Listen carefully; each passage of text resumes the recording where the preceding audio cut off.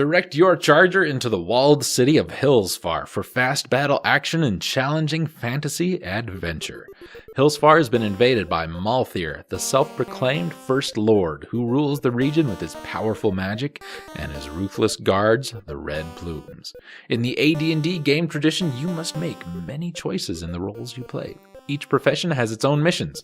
Intelligence must guide your characters with dexterity and charm to battle minotaurs, orcs, and armed guards. Test your skills in the Gladiators Coliseum or archery range. Based on an internationally known PC game, exciting on-screen action. In the AD&D game tradition, players create and name human and non-human characters with choice of gender, race, and skills. In this Advanced Dungeons and Dragons Hillsfar SSI SCI Inc. 1993. I don't want to anymore. I'm tired of AD&D games.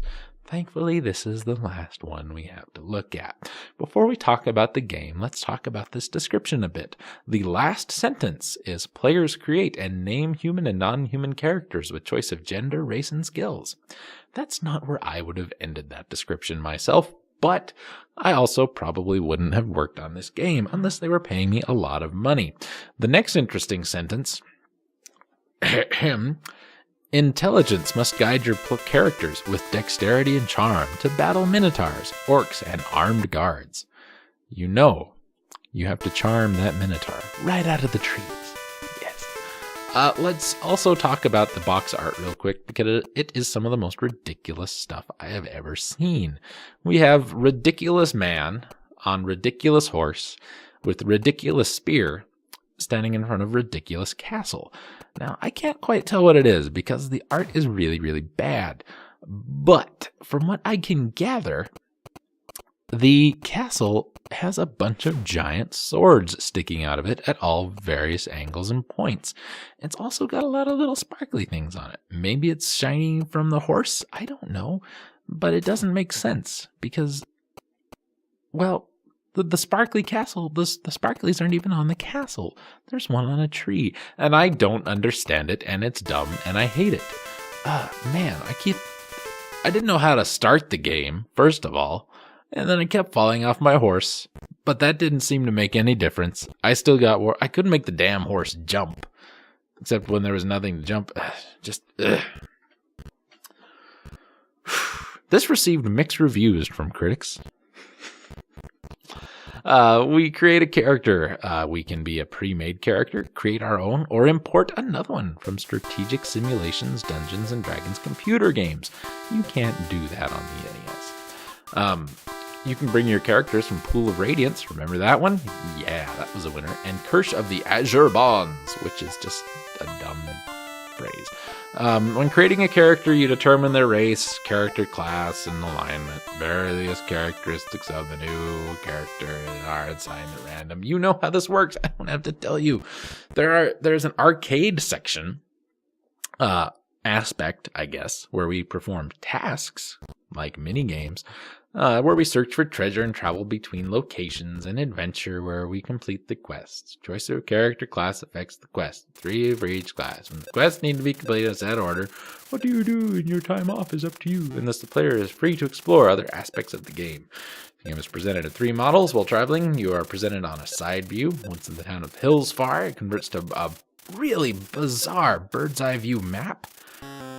That's just, wow, no wonder people died of the plague in these towns so much. Look at them, and just look. And first-person perspective is employed within the caves. Interaction is handled through what Leslie Pfizer of Compute magazine described as a bump interface, which allows the player to trigger interaction with objects by bumping into them.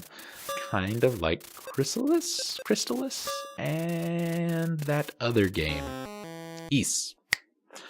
Here's your plot. The game takes place in the fictional town of Hillsfar. That is the end of the plot. Critical reception. These tend to be mixed, as we said. On the positive side, the combination arcade action and adventure was generally well received.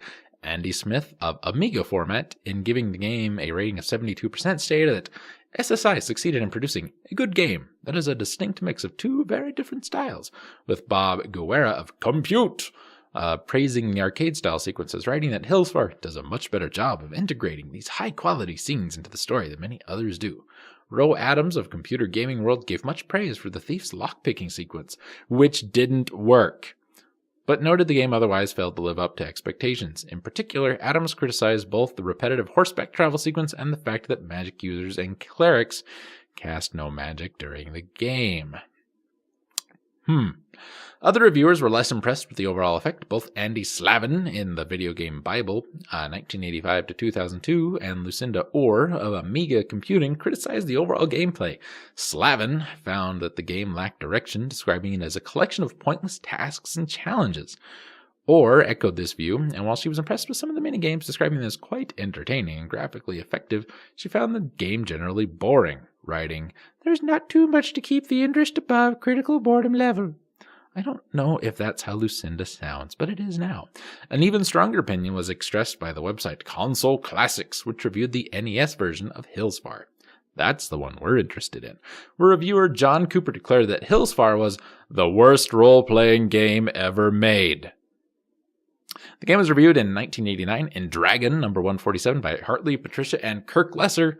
I'm going to miss saying their names next year. In the Roll of Computers column, the reviewers gave the game 3 out of 5 stars. The reviewers compared Hillsfar to Pool of Radiance. They felt that the adventure of Hillsfar lacked depth and was less absorbing than Pool of Radiance, but they considered it a nice adventure to while away the hours while waiting for SSI to release the sequel to Pool of Radiance, nicknamed Azure Bonds.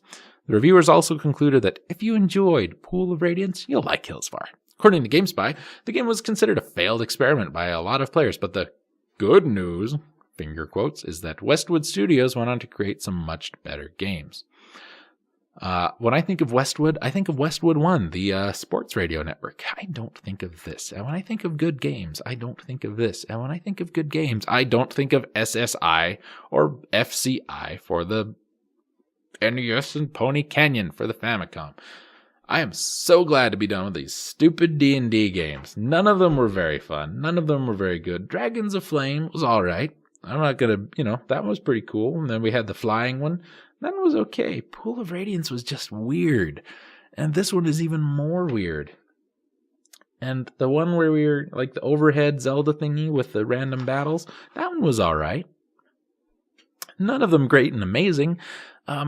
It's not that I don't dislike Dungeons and Dragons. I don't care enough about it to even rate that these are games, that these are Dungeons and Dragons games. So it's not like, oh, well, everybody knows that they got this wrong because in the 3rd edition big book of big things, Hillsfar is a boat. Yeah, it's a stupid name for a boat, but still a boat. I don't even know that. So like I don't care that it's Dungeons and Dragons games. I care that these are really bad games. They are not fun. I'm gonna leave off with this. This is how we're gonna end. We're gonna end the Dungeons and Dragons mini series, right? By returning to the back of the box. Hillsfar has been invaded by Malthir, the self-proclaimed First Lord. Now, I'm going to borrow from Dennis Leary here. In speaking of Michael Flatley, the Lord of the Dance. The last person to call himself Lord on this planet ended up crucified, Michael. And we know where the hammer and the nails are.